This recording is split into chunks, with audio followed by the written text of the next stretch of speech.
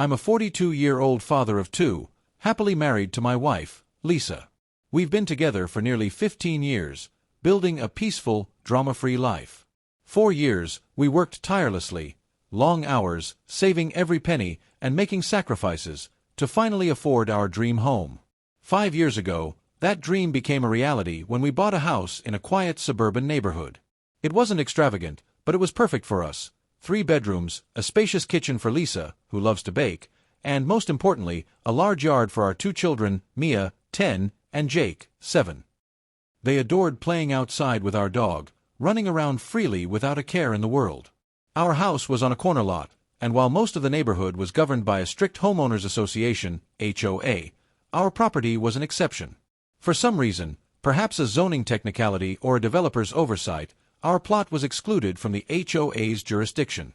At the time, I didn't think much of it. It seemed like a minor detail. But looking back now, I realized that this small fact was the catalyst for every problem that followed. No story about HOA drama would be complete without its resident antagonist, and ours came in the form of Karen. Yes, a real Karen, living up to every stereotype imaginable. She was in her mid-50s, always sporting oversized sunglasses and an ever-present scowl. But more importantly, she was an HOA board member who wielded her power like a badge of honor. To Karen, everything and everyone in the neighborhood had to fall in line with the HOA's rules. It didn't take long for her to set her sights on me. Shortly after we moved in, Karen showed up at our doorstep with a welcoming gift, an uninvited casserole and, more notably, a thick packet of HOA regulations. Initially, I thought it was a kind gesture. But within minutes, it became clear she wasn't there for small talk. She was on a mission to recruit me into the HOA. "I know you're technically not part of the HOA," she said with a forced smile, "but we believe it's in everyone's best interest if all neighbors participate. It's much easier to maintain good relationships when everyone follows the same guidelines." Her words carried an unmistakable undertone, a veiled threat disguised as a friendly suggestion. I politely declined, explaining that I wasn't interested in paying monthly fees or surrendering control over my own property. Karen's tight smile faltered for just a second, but she quickly recovered. "Well," she said, "I hope you reconsider. We all want a harmonious neighborhood, after all." With that, she turned on her heel and left. I should have recognized the warning signs right then and there. That wasn't a smile of friendliness, it was a promise of war. From that day forward, I became public enemy number 1 in Karen's eyes. At first, her retaliation was subtle, nothing outright illegal, but enough to make her displeasure known. Whenever I waved at her in passing, she'd respond with a cold stare or pointedly ignore me.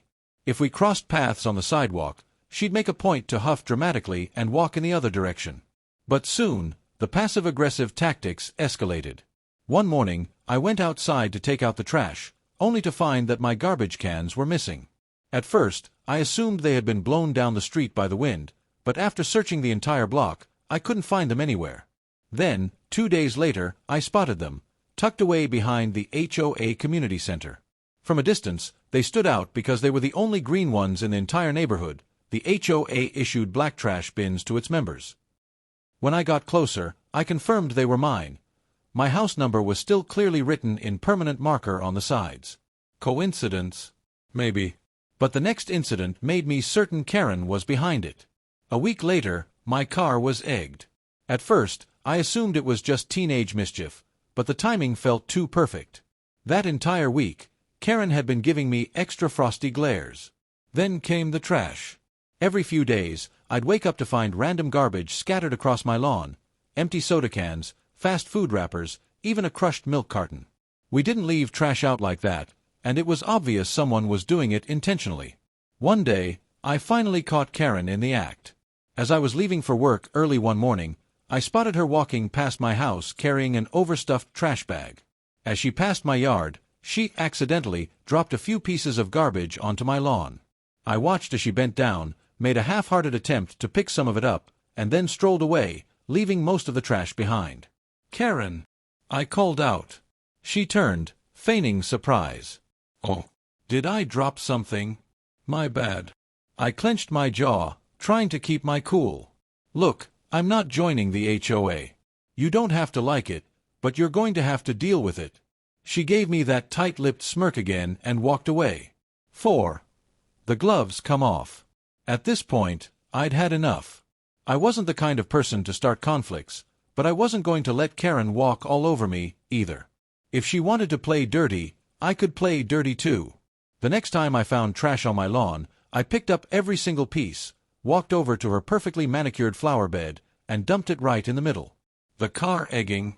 Well, let's just say Karen's pristine white SUV mysteriously ended up with a similar mess splattered across the hood one night. I made sure no one saw me, of course. I wasn't about to teach my kids that escalating conflicts was the right way to handle things. But at this point, it was personal. Karen wanted a war, and I wasn't going to back down. What followed was months of back-and-forth pettiness. Karen would pull some ridiculous stunt, and I'd retaliate in kind. It was childish, sure, but it felt good to push back against her nonsense. Unfortunately, Karen wasn't the type to back down either. And that's how things spiraled completely out of control. It started as a normal afternoon. I was working in my home office. My kids were upstairs playing their latest obsession, a loud game involving dinosaur battles, and Lisa was in the kitchen baking cookies for an upcoming school event. The rhythmic hum of the oven timer and the clatter of mixing bowls blended into the comforting white noise of the house. Then, I heard it, a deep rumbling vibration that made the windows tremble. At first, I thought it was a garbage truck, but it wasn't the usual pickup day. The sound grew louder, a steady mechanical growl getting closer and closer. Curious, I stood up and moved toward the front window. And that's when I saw it. A massive semi-truck had just turned onto our street. It wasn't hauling anything, just the cab and a short trailer, but it was enormous, easily the biggest vehicle I had ever seen on our block. And behind the wheel, Karen. Even from a distance, I recognized her signature bleach-blonde bob and oversized sunglasses. She sat in the cab like she was driving a tank, her posture practically radiating smug arrogance. Then, to my absolute horror, she steered the semi directly onto my lawn. I stood frozen, watching in disbelief as the semi-truck's massive tires crushed the edge of my lawn. The perfectly trimmed grass, which I had painstakingly maintained for years, was now being shredded under the weight of Karen's ridiculous stunt. The deep rumbling of the engine rattled my bones, and the sheer audacity of what I was witnessing left me momentarily speechless. Lisa came rushing to the window, her hands covered in flour from baking. "What the?" she gasped, eyes wide as she took in the sight. Karen, now fully parked on my front yard, cut the engine and stepped down from the cab. With the arrogance of a Roman emperor surveying her conquest, she strutted toward my porch. I stormed out before she could reach the door. "What the hell are you doing?" I demanded, gesturing to the ruined grass and the tire tracks carved deep into the soil. Karen adjusted her sunglasses and gave me that same infuriating smirk. "Oh, don't be so dramatic," she said. "I needed somewhere to park for a few minutes, and since you're not part of the HOA, I figured you wouldn't mind." My blood boiled.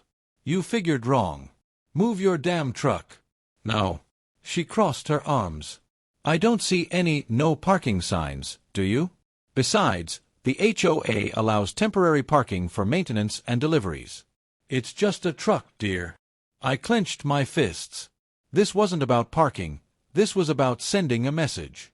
She wanted me to know that she could do whatever she pleased, and the HOA wouldn't stop her. Big mistake, Lisa had already pulled out her phone and started recording. "Get your truck off our property, Karen," she said, her voice sharp and unwavering. "You're trespassing." Karen laughed. "Oh, please. I'm not damaging anything." I gestured toward the deep tire ruts in the grass. "Really? You sure about that?" That's when I made my move. I pulled out my phone and dialed a number I never thought I'd need, my friend, Dave, who worked as a local police officer. "Hey man," I said, keeping my eyes locked on Karen. "I've got someone trespassing on my property with a semi-truck. Mind sending someone over?" Karen's smug expression faltered for just a second. "Oh, don't be ridiculous," she scoffed. "Calling the police over this? You're wasting their time." I didn't respond, just gave her a long, hard stare as I finished the call. Within 10 minutes, a patrol car rolled up, and Officer Dave stepped out. Karen immediately shifted into victim mode. "Oh, officer. Thank goodness you're here. These people are harassing me over a simple parking issue." Dave raised an eyebrow. Ma'am, you're parked on private property. Did the homeowner give you permission? Karen hesitated. Well, I mean, it's not like I'm blocking anything. Dave sighed. That's not how trespassing works. Move the truck, or I'll have it towed. Karen's face twisted with frustration, but she knew she was cornered. With an exaggerated huff, she climbed back into the cab and revved the engine. The semi groaned as she reversed, leaving deep trenches of destroyed grass in its wake. Before she drove off, she rolled down the window and sneered, "This isn't over." She was right. It was far from over. The next morning, I woke up to find a fresh new surprise on my lawn. Dozens of small HOA violation notices, each pinned into the dirt with little wooden stakes. Each one listed an imaginary offense: failure to maintain lawn aesthetics, unauthorized modifications, improper waste disposal. I gathered them up and tossed them into the trash, shaking my head. She really has too much time on her hands. Lisa frowned. She's escalating. She was right, but I wasn't about to let Karen dictate how I lived on my own property. So, I did something that I knew would push her buttons. I installed a massive, gaudy, pink flamingo lawn ornament right in the middle of my yard. If she wanted to play dirty, I was more than happy to return the favor. It didn't take long for Karen to call in reinforcements. The very next afternoon, 2 other HOA board members, elderly but equally self-important, showed up at my door, armed with official-looking paperwork. The leader, a gray-haired man named Richard, cleared his throat. "Sir, we've received complaints about your recent landscaping choices. Under HOA regulations, all lawn decorations must be approved by the board." I smiled. "Good news. I'm not in the HOA." Richard's eye twitched. "Well, yes, technically. But your actions are disrupting the visual harmony of the neighborhood." I crossed my arms. "Let me get this straight. You're fine with Karen parking a semi-truck on my lawn, but a flamingo is where you draw the line." Richard adjusted his glasses. "That was an unfortunate incident, but we're here to ensure community standards are upheld." Lisa, standing behind me, spoke up. "And what happens if we refuse to take it down?" Richard sighed. "We'd rather not involve legal action." I grinned. "Great. Because any attempt to enforce HOA rules on a non-HOA property would be legally unenforceable." Richard and his companion exchanged uneasy glances. They knew I was right. With nothing left to threaten me with, they left in frustration. But I knew Karen wouldn't give up for weeks. Karen simmered, clearly fuming over my refusal to cave. Then, one evening, I came home to something that made my jaw drop. My pink flamingo was gone. Not just moved, gone. I checked my security cameras, and sure enough, there she was, Karen, sneaking onto my property in the dead of night, yanking the flamingo out of the ground, and stuffing it into the back of her car. That was all I needed. I compiled the footage, including past incidents of her dumping trash on my lawn, and filed a formal police report. When officers arrived at Karen's door the next day, she tried to play innocent. But the moment they mentioned theft and criminal trespassing, her smug expression vanished. She stammered, tried to talk her way out of it, but the evidence was undeniable. Karen was charged with petty theft and trespassing. The HOA distanced themselves from her, not wanting to be dragged into a legal mess. And just like that, the reign of terror ended. A few months later, Karen sold her house and moved away. As for me, I threw a massive backyard barbecue, complete with a brand new, bigger flamingo. And that, my friends, is how I won the war against the worst HOA tyrant in history.